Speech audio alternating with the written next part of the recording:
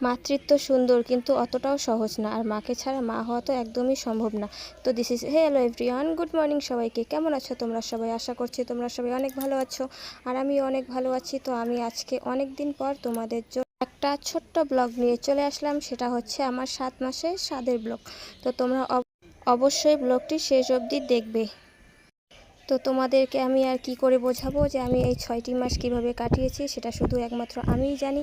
তো আজকে হচ্ছে আমার স্বাদের অনুষ্ঠান এবং সবাই চলে এসেছে আমাদের বাড়ি থেকে। তো দেখো এইদিকে রান্নাবান্না জোগাড় যন্ত্র কিন্তু সব কিছু তৈরি হয়ে গেছে, এবং ভাস্তি আমাকে তিলক চন্দন পরিয়ে দিচ্ছে এবং সাজিয়ে দিচ্ছে সুন্দর করে আমার স্বাদের অনুষ্ঠানের জন্য।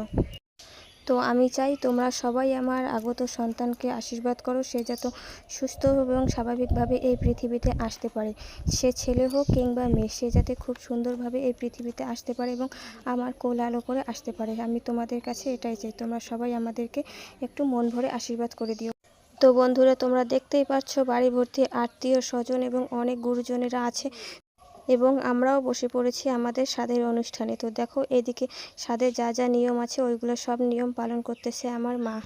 মাতৃত্ব এমনই একটা সুন্দর অনুভূতি যে মা তার নিজের সন্তানকে না দেখেই ভালোবাসে। তো দেখো সবাই, এখানে কিন্তু স্বাদের অনুষ্ঠান শুরু হয়ে গেছে এবং যা নিয়মকানুন আছে সব কিছুই পালন করা হচ্ছে, এবং মা আমাদের দুজনকে মিষ্টি খাইয়ে দিচ্ছে।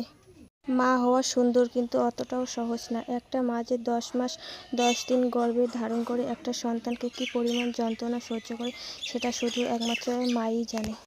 তো বন্ধুরা, এখন দেখো মা আমাকে 7 ফল দিচ্ছে। 7 মাসে যেটা নিয়ম আছে ওটা আর কি পালন করা হচ্ছে। এরপর হবে আশীর্বাদ পর্ব। তো দেখো এইদিকে আমার বৌদি ফলগুলো বেঁধে দিচ্ছে আমাকে, আর মা এদিকে মুখ মুছিয়ে দিচ্ছে। এরপর আমাদেরকে সুপারি খাইয়ে দেবে। তো অলরেডি আমাদের কিন্তু সুপারি খাওয়া শেষ। তো এখন বড়রা সবাই আমাদেরকে আশীর্বাদ করবে যাতে আমাদের কোল আলো করে একটা ফুটফুটে আমাদের পুচু সোনা আসে। তো দেখো এখন আমার শ্বশুরমশাই আসতেছে আমাকে আশীর্বাদ করতে। তো শ্বশুরমশাই আশীর্বাদ করে দিল আমাদের দুজনকে।